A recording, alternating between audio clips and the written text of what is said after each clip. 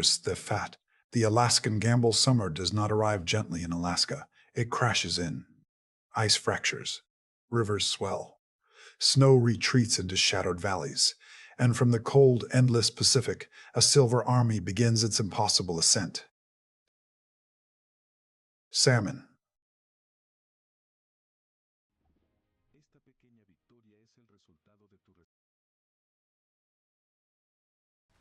Thousands, then tens of thousands. They surge upstream against roaring currents, bodies flashing like living blades beneath the surface. They leap waterfalls that seem insurmountable. They slam against rock. They tear their own flesh in the effort. They are racing toward reproduction. But they are also announcing a feast. The first grizzly appears at the river bend. Massive. Muscular. Scarred by seasons past, he stands still in the current, water pushing against his legs. His nose twitches. His ears rotate forward. He does not waste movement. Energy is everything. As salmon launches from the water, in a single explosive motion, the bear strikes. Claws hook. Jaws clamp. The river erupts around him. He drags the fish to shore and pins it beneath his paw. But he does not devour it entirely. Not yet. He eats with precision. The skin, the brain, the eggs, the richest fat. Protein matters. But fat is survival, because winter is not a season here. It is a test. For months, snow will bury the landscape. Rivers will freeze, hunting will vanish. Bears will retreat into dens and live off what they carry beneath their fur. To survive, each bear must nearly double its body weight. And this river, for a few precious weeks, is the only shortcut. Downstream, a younger bear lunges recklessly. He misses. Again and again. Inexperience burns calories. Upstream, an older female stands near a shallow bend. She understands the rhythm of the current. She knows where the salmon hesitate before jumping. She catches fish after fish with minimal effort. Efficiency separates the survivors from the desperate, but abundance is temporary. As days pass, more bears arrive. Large males with thick necks and dominant posture claim the best fishing positions. Smaller bears linger at the edges, forced into deeper, less predictable water. Tension thickens. Two giants lock eyes midstream. Water churns around them. Neither moves first. A bluff charge. A roar that vibrates through bone. Teeth flash inches from exposed skin. This is not about killing. An injury now could mean starvation later.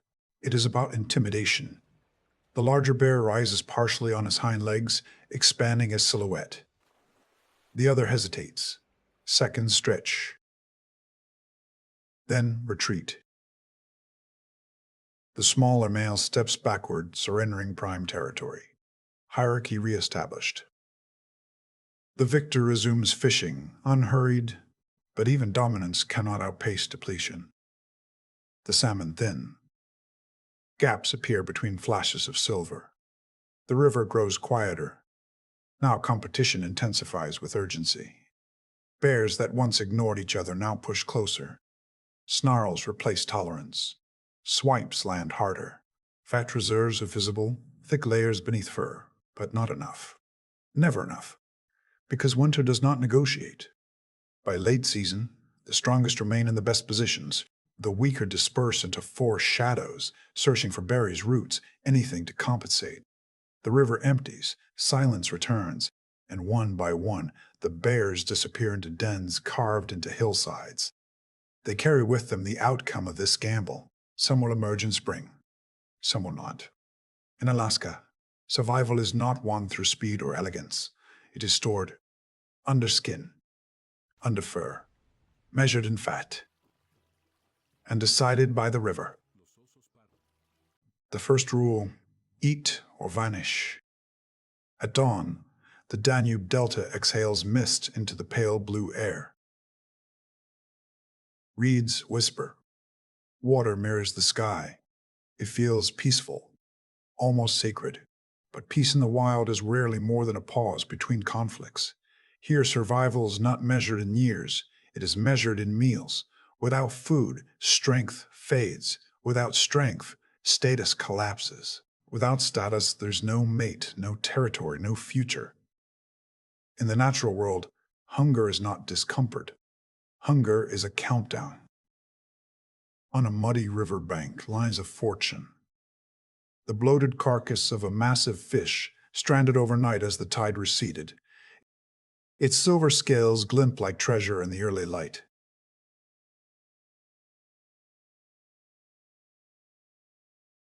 The first to arrive are hooded crows. They descend in confident flocks, black wings flashing against the morning sky. Clever, coordinated, opportunistic. Their sharp beaks probe the flesh.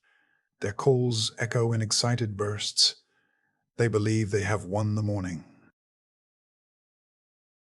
But in the reeds, something else is watching. A golden jackal. Lean, silent, calculating. He has smelled the feast long before the crows found it. Hunger tightens his movements. He does not rush. He studies. Timing is everything. With a sudden burst, he charges. The crows erupt into the air in a frenzy of wings and protest. Chaos replaces celebration. The jackal clamps his jaws into the carcass and drags it away from the open bank, muscles straining. Victory seems his. But noise carries far across water. From high above, two vast silhouettes spiral downward, white-tailed eagles.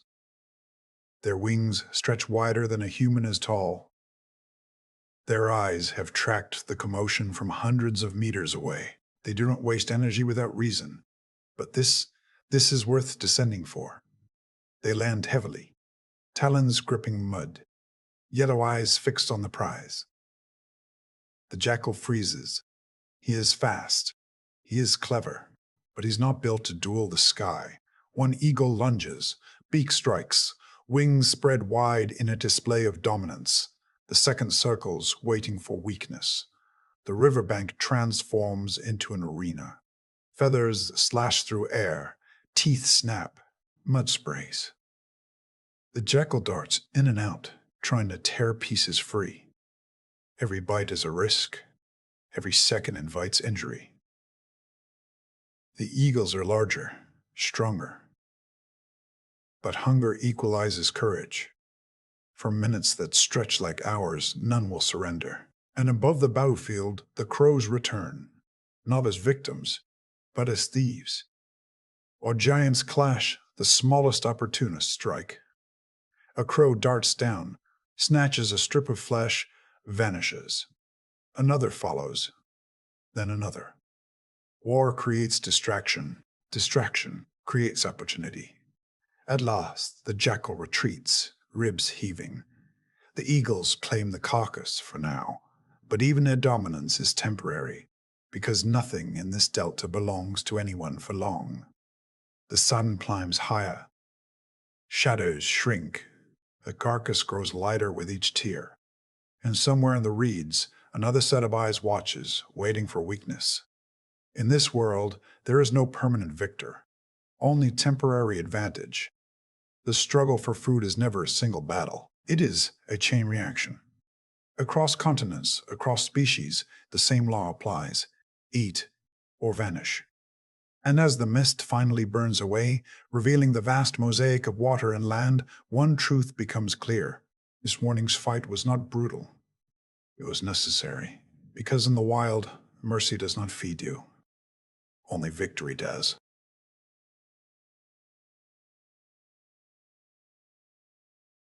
Shadows of the Mediterranean winter in the Mediterranean does not arrive with snowstorms and frozen rivers.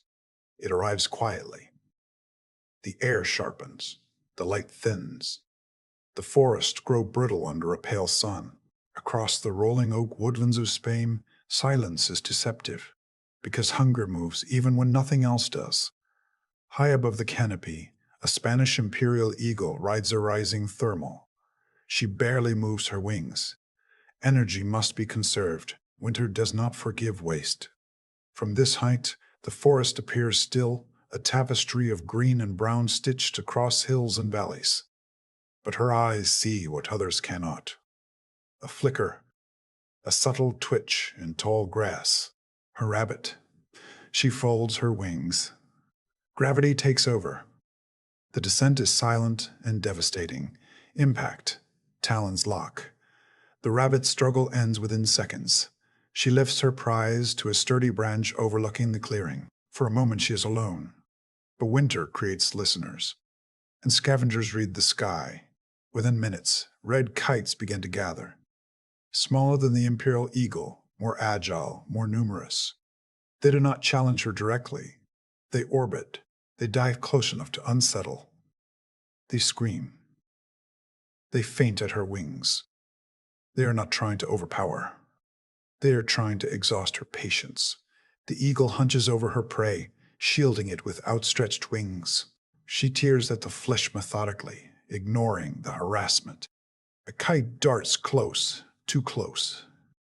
She snaps her beak midair. The kite veers away. But another replaces it, and another. This is pressure, not force. Over time, the strategy works. The eagle's meals grow shorter. Her tolerance shrinks.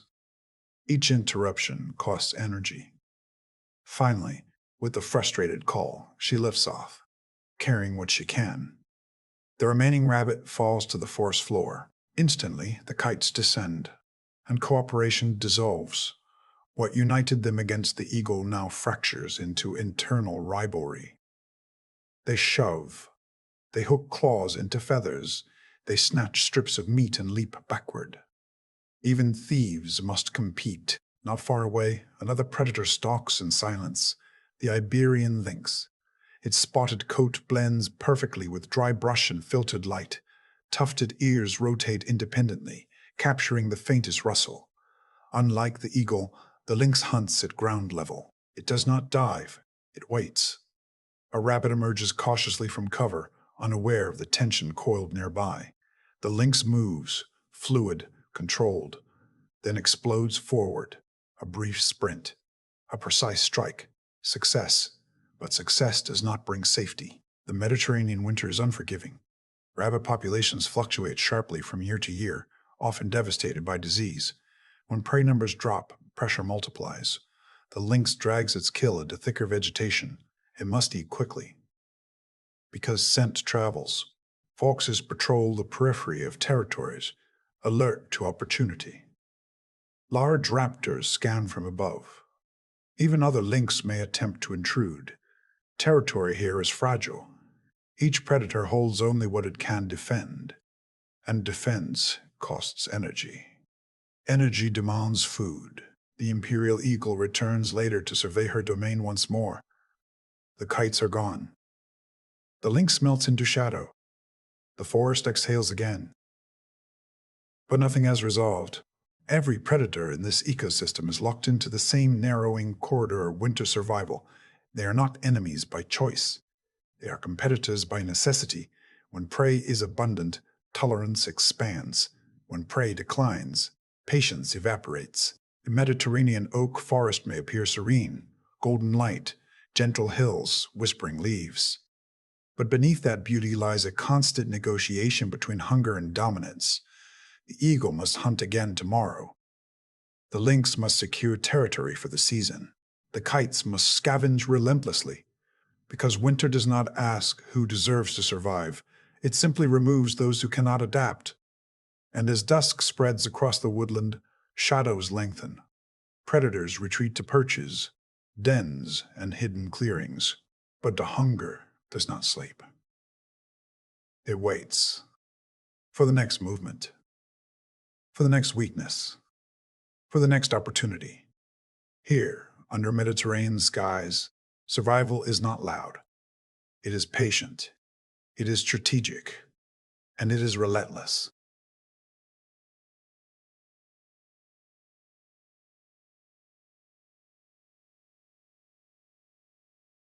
Speed without power. The African plains shimmer under a merciless sun. Heat bends the horizon. Grasslands stretch endlessly, golden and deceptive in their calm. But beneath this vast sky, survival moves at blistering speed. A cheetah scans the savannah. She is built for one purpose: acceleration. Every muscle refined for velocity, every tendon coiled like a spring. She does not dominate through strength. She dominates through time. Or, rather, the absence of it. In the distance, a herd of impalas grazes. The cheetah lowers her body. Silence wraps around her. She inches forward, each step calculated. She must get close, impossibly close, because her gift comes at a price. She can outrun anything, but only for seconds. Suddenly she explodes. The planes detonate into motion. Dust erupts beneath her paws. Her spine flexes like a whip, propelling her forward at speeds no other land predator can match. The impalas scatter in panic, zigzagging wildly. This is not chaos. This is geometry. The cheetah anticipates angles, predicts hesitation, commits fully. Within moments, she reaches her target.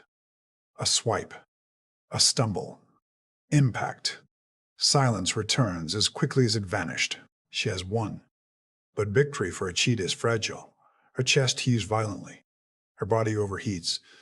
Her greatest weapon has drained her completely. She must recover. But recovery is a luxury she cannot afford. Because the plains are never empty. On the horizon, shapes materialize. Hyenas. They move with unsettling confidence. Not elegant, not fast, but relentless. Their jaws are among the most powerful in the animal kingdom. Bone crushers, theft specialists. The cheetah hears them before she sees them clearly. She knows what this means. She begins to eat immediately. There is no ceremony, no time for pride. She tears at the softest parts first. Liver, organs, the richest fuel. Every second matters. The hyenas approach closer. One is enough. She growls, a warning more symbolic than threatening. The hyena does not hesitate. It lunges forward, laughing in harsh, mocking bursts. The cheetah swipes, but she is exhausted, built for sprinting, not for war. The hyena clamps down on the carcass and pulls. A tug-of-war begins, brief, brutal, inevitable. The cheetah releases. She steps back, ribs rising sharply, eyes still fixed on what was hers moments ago. Hunger burns inside her, but instinct is stronger than pride. Live to hunt again. That is her only option. The hyena calls out, and soon more arrive. The plains reward teamwork. But the hierarchy of hunger does not end there. Farther away, lionesses rest in the shade. Unlike the cheetah, they are warriors. They do not chase with explosive speed. They endure. They coordinate. They overwhelm. As dusk falls, the lionesses rise. They move as one unit, silent, strategic. Their target, a young wildebeest separated from the herd, two flank. One pressures from behind, another waits ahead. This is not a chase. It is an ambush designed by experience. Within minutes, the wildebeest collapses beneath coordinated force. The lionesses feed. But even they cannot eat in peace. Hyenas gather again, this time in numbers. Dozens. The air fills with snarls and defiance. The lionesses hold their ground. Muscles tense. Tails whip in agitation. A single hyena cannot challenge the lions, but a clan can. The confrontation escalates. Lunges, feints, bone-jarring bites narrowly avoided. The hyenas press closer, testing resolve. Then a sound fractures the tension. A roar. Deep, thunderous, commanding. A sound fractures the tension. A roar. Deep, thunderous, commanding. A male lion emerges from tall grass, mane dark against the fading light. The hyenas pause. They understand power when they see it. The male does not charge immediately. He advances slowly, deliberately. Confidence radiates from him, like heat from the earth. Another roar. The hyenas retreat, not in panic, but in calculation. This prize is no longer worth the cost. Silence returns to the plains. The lions feed under the rising moon. Tonight, strength has prevailed. But tomorrow, the cheetah will hunt again. The hyenas will gather again. The lions will defend again. Because on the African plains, survival is not about winning once. It is about enduring the endless cycle. Speed, strength, strategy, different weapons. Say more. Cakedom of the scavengers. Extended. The Iberian sky is vast and mercilessly clear. From hundreds of meters above, movement on the ground is impossible to hide. The eyes of vultures are built for detection, scanning not for motion but for stillness. Stillness means opportunity. When one bird begins its descent, others notice. Vultures read each other as much as they read the land. A single spiral downward becomes a signal flare across the heavens. Within minutes, the sky fills with widening circles. On the rocky slope lies a fallen red deer. It may have succumbed to illness, injury, or the slow erosion of age. The cause no longer matters. In nature, death is not an end. It is redistribution. Griffon vultures land first. Pale-headed, broad-winged, cautious but impatient. They hop sideways, gauging distance from one another. Their long necks stretch forward, testing the air, but none begin, because authority has weight, and weight is arriving. The Eurasian black vultures descend like dark verdicts, larger, heavier. Their shadows stretch across the carcass and over the griffins themselves. No call is needed. The griffins step back. The black vulture grips the hide and pulls. The sound is thick and fibrous. Skin resists, then splits. Steam rises faintly in the cool air. That rupture is permission. The flock surges. What follows is not graceful. Wings slam against wings. Feathers fly loose. Beaks strike defensively as often as they feed. Talons scrape bone.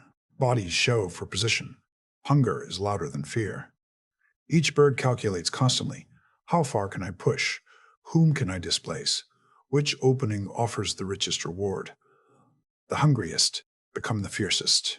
A vulture spreads its wings wide to appear larger, shielding its portion. Another darts beneath that barrier to snatch a bite. Quick, efficient, relentless. The black vultures tear muscle from limb. Griffins plunge deep inside the cavity, emerging crimson-stained. Hierarchy shifts moment by moment, depending on strength and timing, and yet this is order. Within an hour, the deer is reduced to architecture. Ribs gleam, tendons snap free, even the eyes vanish. Gradually, aggression fades. Crops swell visibly. Breathing slows. One by one, birds step back. Not from generosity, but from satiation. Full stomachs silence rivalry. The wind strengthens. Heavy wings beat downward, lifting bloated bodies into rising thermals. They climb slowly, laboriously, then effortlessly. Below remains only bone. Clean. Sterile. Efficient. In this kingdom, there are no hunters, no mercy, no cruelty. Only conversion. Death into life, waste into survival. And somewhere beyond the horizon, another signal is already forming in the sky. Fair Mountain, survivors. Tenerife, Juarez Tenerife, rises from the Atlantic like a fortress of stone. Mount Haid towers above the clouds, a sleeping volcano sculpted by fire. Lava fields stretch black and jagged beneath an unforgiving sun. Here, life clings carefully. Among the rocks, movement flickers. The Tenerife giant lizard emerges. Its body is thick and muscular. Its scales dark, absorbing warmth. It moves with deliberate authority across terrain that would shred softer creatures. Despite its ancient appearance, almost reptilian royalty, it is not a predator of flesh. It feeds on plants. But vegetation here is seasonal, fragile, and fiercely contested. Spring brings blossoms. Cactus fruits swell with moisture. Shrubs push green shoots through volcanic dust. For a brief moment, abundance softens competition. Then summer arrives. The sun hardens everything. Flowers wilt. Water vanishes. Leaves curl into brittle shapes. Leaves curl into brittle shapes. Now, each fruit becomes currency. A smaller lizard approaches a cactus bloom, biting tentatively into its pulp. Juice spills down its jaw, but the tremor in the rocks announces something larger. A dominant male. He advances slowly, but unmistakably. His body language is clear.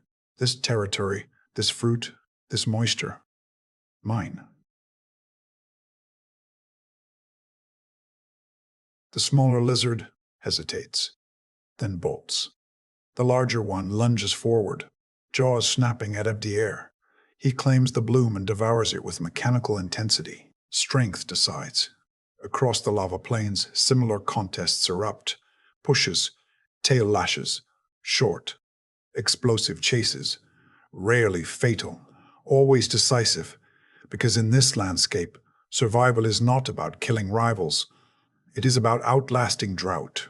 The larger lizards roam wider distances, spreading seeds through their droppings. Inadvertently, they shape the future of the island.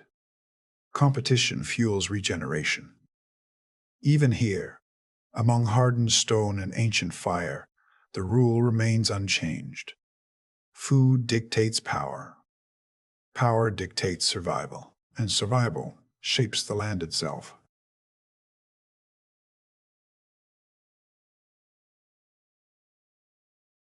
The eternal equation across continents, across climates, across species, the pattern never changes. From the mist-covered Danube to the burning African plains, from volcanic stone in the Atlantic to frozen Alaskan rivers, from Mediterranean woodlands to the breathing heart of the Amazon, one law governs all. Energy must move. If it stops, life stops. The jackal that lunged for a carcass did not act out of cruelty. The eagle that tore flesh from bone did not act out of malice. The cheetah that lost her kill did not lose because she was weak. The hyena that stole did not steal without purpose. Each was responding to the same pressure. Hunger. Hunger is older than teeth, older than wings, older than forests. It is the first force that shaped behavior. It determined speed in the cheetah's spine, strength in the lion's shoulders, patience in the jaguar's stalk, strategy in the vulture's descent, dominance in the bear's stance midstream. Even the lizard on volcanic rock carries it, moving across lava in search of moisture trapped in fruit. Food is not comfort, it is currency. It determines who breeds, who holds territory, who grows strong enough to defend, who fades quietly into the background of extinction. When salmon surge upstream, they do not simply feed bears, they feed forests. Nutrients from ocean flesh become soil through scat and decay. Trees absorb it. Insects multiply. Birds thrive. When vultures strip a carcass clean, they do not simply satisfy themselves, they prevent disease. They recycle death into possibility. When jaguars leave remnants, they create opportunity for dozens of species unseen. Every struggle transfers energy forward. Nothing is isolated. The fight for food is not a collection of random battles. It is a system, a vast, invisible network of exchangers. Take away one participant and the balance shifts. Remove the scavengers, disease spreads. Remove the predators, prey overconsume. Remove the predators, prey vanish. The equation collapses, and yet, within this relentless system, there is something remarkable. Restraint. Most fights do not end in death. The bears bluff more than they maim. The lions roar more than they slaughter rivals. The eagles threaten more than they slaughter rivals.